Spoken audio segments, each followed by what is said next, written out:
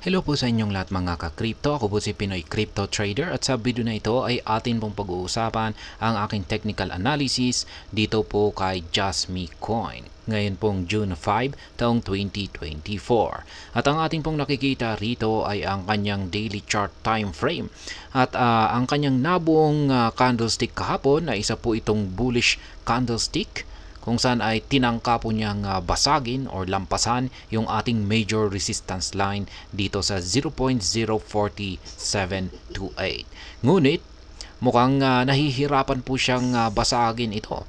Ayan, mukhang nauntog po siya at yung nabubuong kasalukuyang candlestick natin ngayon ay isa pong bearish candlestick.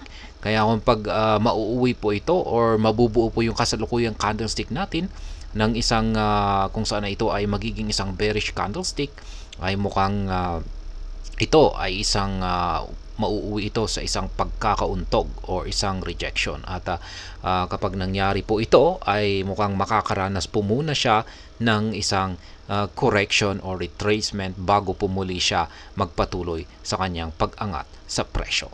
At ayan, bago po tayo magpatuloy ay nais ko lamang po munang bigyang linaw ang aking disclaimer kung saan ang nilalaman po ng video na ito ay hindi po ito isang financial advice. For education and information purposes lamang po ang layunin nito. Maliban po dito ay nais ko na rin pong magbigay babala na wala pong kahit anumang group chat ang Pinoy Crypto Trader. Ngayon ay check pa muna natin ang kanyang performance dito kay CoinMarketCap kung saan ay umangat po siya ng 3.98% dito sa kanyang 24-hour na performance. Kaya maganda po yung performance ni Jasmy Coin ngayon. Yung kanyang 7-day performance ay ito po ang matindi. 53.37 pa rin po yung kanyang ibinigay na gain. Kasi kung mapapansin po kasi natin dito ay simula noong May 30, ayan, dire-diretso po siyang umangat. Dire-diretso pong mga bullish candlestick yung nabuo rito. Hanggang sa bumangga po siya rito sa ating major resistance line dito. Kung saan ay sa tingin ko ay kakailanganin po muna niyang huminga or magpahinga. Yung kanyang market cap naman ay lumago ng 4.11% at ang kanyang trading volume, yan, 24-hour trading volume niya ay lumago na rin ng 36.10%. Kaya patuloy pa rin po na matindi ang bullish momentum ni Jasmy Coin. Kaya talagang sinusubukan po talaga niyang basagin pa rin yung major resistance line natin dito. Pero base po sa ipinapakitang kalagayan ng ating nabubuong candlestick ngayon ay mukhang parang hindi po niya yata kaya. Kaya ayan, ang pinakamabuting gawin po talaga natin dito ay ang bantayan natin ito. Ngayon ay check naman po natin yung kanyang official X account dito. Ayan, kung meron nga ba silang latest na tweet or announcement dito na maaaring makaapekto sa kasalukuyang presyo nito ngayon or sa mga paparating na araw. Ayan, June 3. Ito po yung kanilang latest na announcement dito. There is a huge demand in this industry. Ayan, Junction.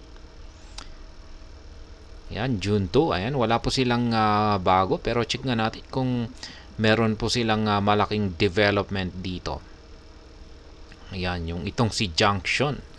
Yan, mukhang yan po yung kanilang ayan, 100 million Jasmy Coin lockup started on May 1. Ayan, Bitcoin. Kaya yan po yung kanilang mga latest na announcement or tweet dito po sa kanilang official X account. Ngayon, balikan na po natin ang ating pag-technical analysis dito sa daily chart time frame nitong si Jasmy Coin. At ayan na nga, meron po tayong nakaabang rito na isang sell pending order or take profit sa presyong 0.04728 at na-trigger na po yan kahapon. Kaya ayan, nakapag-take profit po tayo rito kay Jasmy Coin. At dahil dito, ay gusto ko pong maglagay ng isang buy pending order ulit dito. Yan, dito po sa ibaba. Yan, kaya dodoblein ko yan. Iuuring po yung isa rito. Para gusto kong bumili ng dalawang beses kasi medyo alanganin po kung pag-aabot yung kanyang correction dito. Yan, kung ito nga ay mauuntog, yan, magkakaroon siya ng rejection dito, ay asahan po natin na makakaranas po muna siya ng correction. At mukhang alanganin pa kung aabot yung kanyang correction dito. Yan. Posibleng hanggang aabot lamang po siya rito, tapos ayan, makaka-recover na po siya ulit para muling umangat at muling balikan para subukan muling basagin sa ikalawang pagkakataon ang major resistance line natin dito. Yung medyo parang mangyayari lamang dito ay baka hindi aabot yung kanyang correction dito, kung saan ay malamang ay baka aabot lamang siya dito. Ayan. At hindi po matitrigger yung ating mga nakaabang na buy pending order dito. Pero okay lang po yan, kasi nakabili naman po tayo ng marami dito. Ayan, nakapag-accumulate na po tayo rito. Pero kung pag bagong pasok pa lamang po tayo dito kay Jasmy Coin, ay ayan, dapat dinamihan po natin yung nabili natin dito. Ayan, nung nandito po siya. Ayan, mga May 27 hanggang May 30.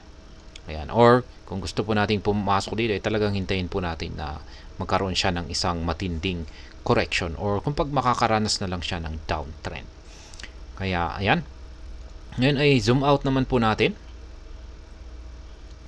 Yan po yung aking mga price target dito.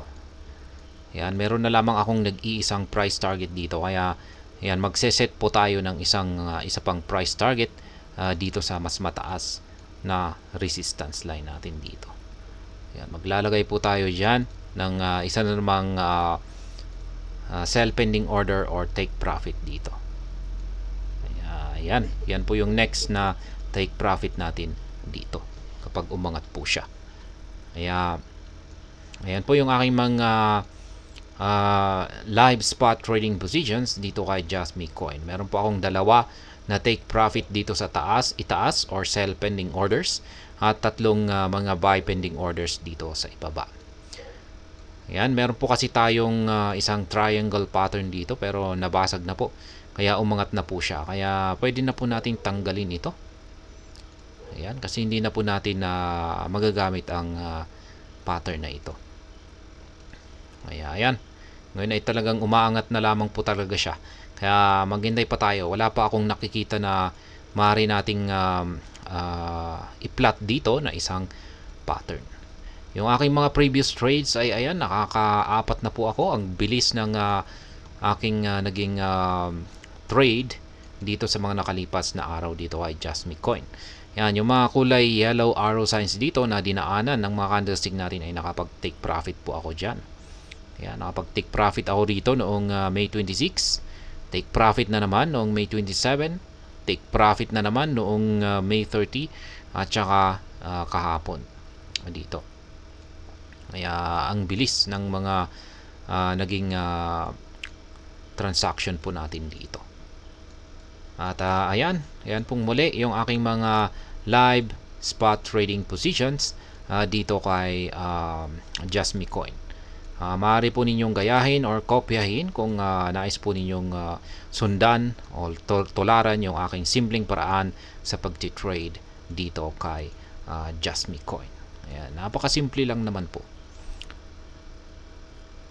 Yung ginagamit ko palang trading platform dito ay ang TradingView, at ang aking dalawang indicators naman dito ay ang Hall Suite Indicator at ang QQE Mod Indicator. Check na lamang po nyo yung description. Ayan, tungkol sa mga tools na at saka trading platform na ginagamit ko dito. At hanggang dito na lamang po tayo sa video na ito. Sana po ay inyong nagustuhan ang aking paliwanag sa video na ito. Kung inyo po itong nagustuhan ay pakiclick lamang po ang like button nito. Para naman po sa mga bago lamang dito, kayo po ay aking inaanyayahan para mag-subscribe. Pakiclick na rin po ang bell icon nito, dahil ito po ang siya magsisilbing notification nito sa mga bago kong videos na akin pong ina-upload sa aking YouTube channel na ito. Marami pong salamat sa panonood. Ingat po tayo lagi at God bless po sa ating lahat.